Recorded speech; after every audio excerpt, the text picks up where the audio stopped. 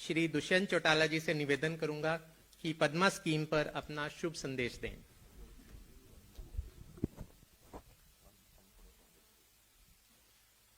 माननीय मुख्यमंत्री जी, माननीय अनूप धाड़क जी, देशी जी, विजेंद्र कुमार जी, पी अमनीत कुमार जी, विकास गुप्ता जी, हमारे डायरेक्टर इंडस्ट्रीज मनदीप जी, आरसी विधान जी, अमित अग्रवाल जी, तमाम यहाँ पर इंडस्ट्री से आए महानुभाव, दोनों हमारे चेयरमैन रामनिवास जी और साथ में प्रेस के साथियों, एक बेंचमार्क है इंडस्ट्रियलाइजेशन को और स्मूथ और बेहतर तरीके से आगे ले जाने का। और आज का दिन ऐतिहासिक दिन भी रहेगा जो एक वस्तु को एक जिले से भी छोटे एरिया के अंदर कैसे प्राथमिकता मिले उस पे काम करे। आज से साल पहले इस पूरे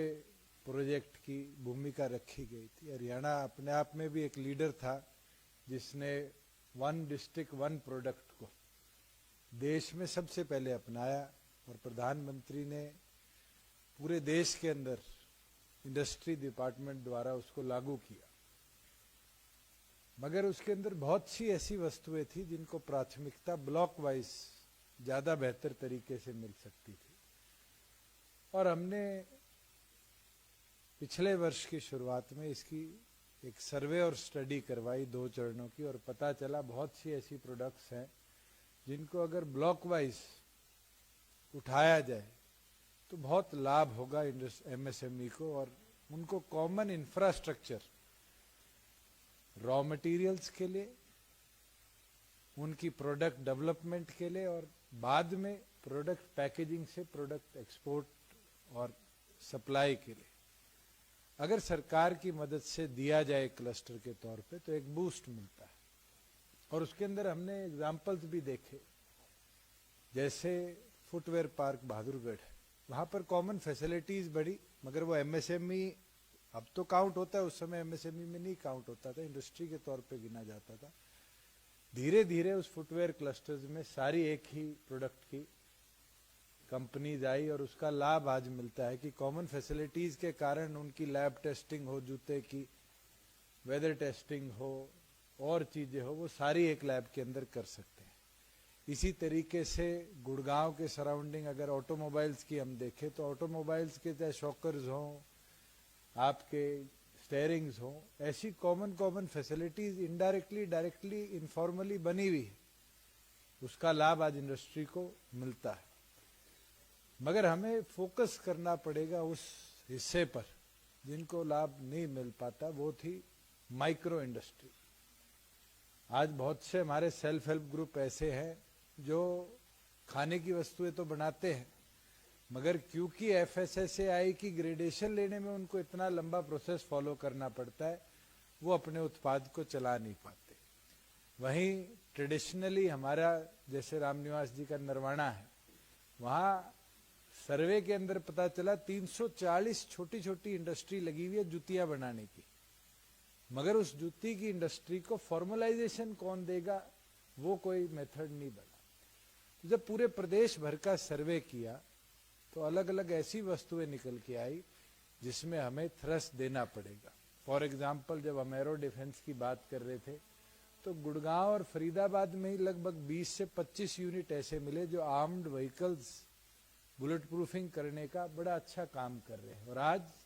दिल्ली की सिक्योरिटी की, हमारे अनदर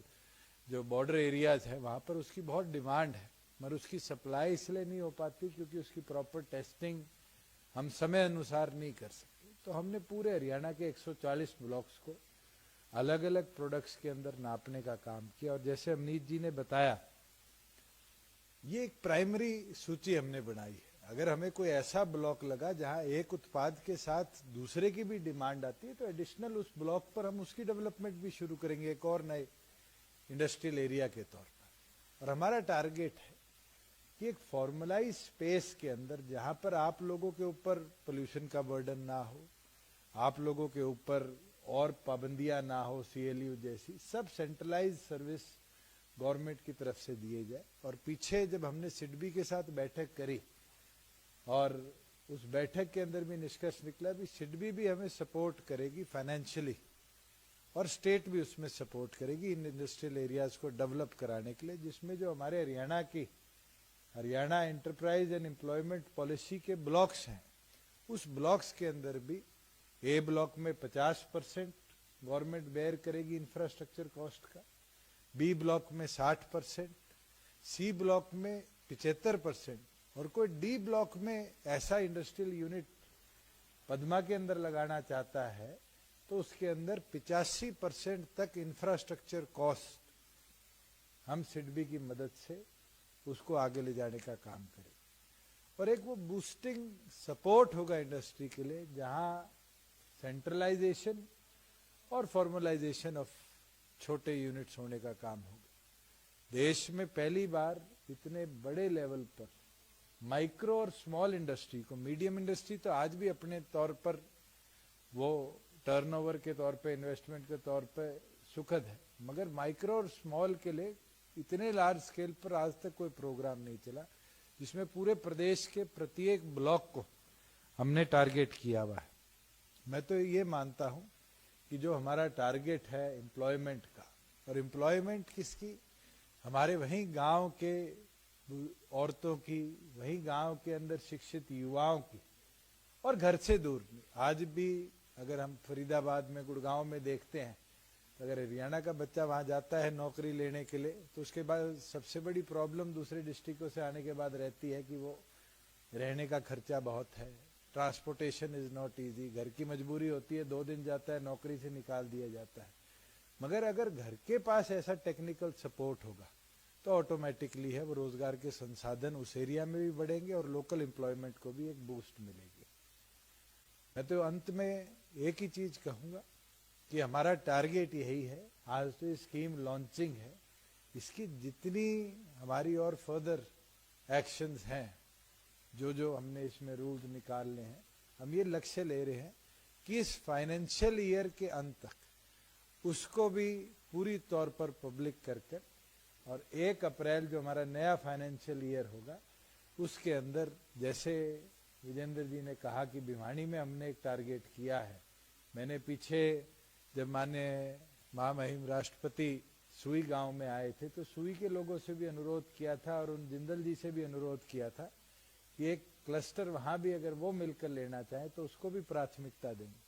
बहुत सी ऐसी ग्राम पंचायतें हमारे पास आई है जहां पर नॉन एग्रीकल्चर जो पंचायती लैंड पड़ी है, जो आज के दिन यूटिलाइज नहीं हो पाती, उसको हम इंडस्ट्री में कैसे ले पाए। इसके अंदर जो बेसिक फैसिलिटीज है, जैसे आपका ईटीपी लगना है या जेडएलडी लगना है, कई ऐसी प्रोडक्ट्स है जो पानीपत के सराउंडिंग में एनसीआर की वजह से आज प्रतिबंधित हो जाती है। अगर उसकी फॉर्मलाइजेशन के लिए थोड़ी दूर अगर हमें कोई जोन बनाना पड़ेगा तो उस ब्लॉक के अंदर उस प्रोडक्ट को हम टेकअप करेंगे, जिससे एक थ्रस्ट मिलेगा हमारे प्रदेश की इंडस्ट्री को भी। और बिल्कुल जैसे देश का टारगेट है कि एक्सपोर्ट्स को हमने बढ़ावा देना है, बहुत सी ऐसी वस्तुएं हैं, चाहे वो हमारे खादी के रिलेटेड हो, चाहे हमारे एग्रीकल्चर विभाग के रिलेटेड हो। आज डेयरी डेवलपमेंट का बहुत बड़ा कार्य चल रहा है, फिशरीज का बहुत बड़ा टारगेट चल रहा है। अगर फिशरीज के अंदर भी सेंट्रलाइज हमारे पास जो कोल्ड चेन प्रोसेसिंग का सिस्टम बन जाए तो मुझे नहीं लगता गांव के लोग एक सेंट्रलाइज पोजीशन से उसको बेचना नहीं चाहेंगे, क्योंकि एक तरह की बड़ी फिशरी मार्केट आप एक सेंट्रलाइज स्पेस पे डेवलप कर सकते हो। तो एक नई दिशा माइक्रो और स्मॉल स्केल इंडस्ट्री को ये हमारी पद्मा स्कीम देगी। मैं तो दोबारा पूरे विभाग का, इंडस्ट्री विभाग का, और विकास जी ने क्योंकि भूमिका रखी थी, अभी भी इंडस्ट्री में ही है, ये छोड़ के नहीं गए, इनका आभार प्रकट करता हूँ कि इनकी मेहनत ने बड़े कम समय में इस एक ड्रीम को पूरा करने का काम किया है। और उम्मीद करता हूँ कि जैसे ही माननीय मुख्यमंत्री आज इसको लॉन्च करेंगे, जितने हमारे एमएसएमई के साथी हैं, ये तमाम साथी भी यहाँ से संकल्प लेके जाएंगे कि इस स्कीम के अंदर उनकी भागीदारी, जैसे उन्होंने हरियाणा की उन्नति प्रगति में अपनी भागीदारी पिछले वर्षों में दी है, इस स्कीम के साथ अपने उद्योग को भी बढ़ाएंगे और नए क्लस्टर्स में अपनी इस्टेब्लिशमेंट्स को एक्सपैंड कर कोई माइक्रो है तो वो स्मॉल पे आने का प्रयास करेगा, कोई स्मॉल है तो मीडियम करने का प्रयास करेगा, और कोई मीडियम में लाभ लेता है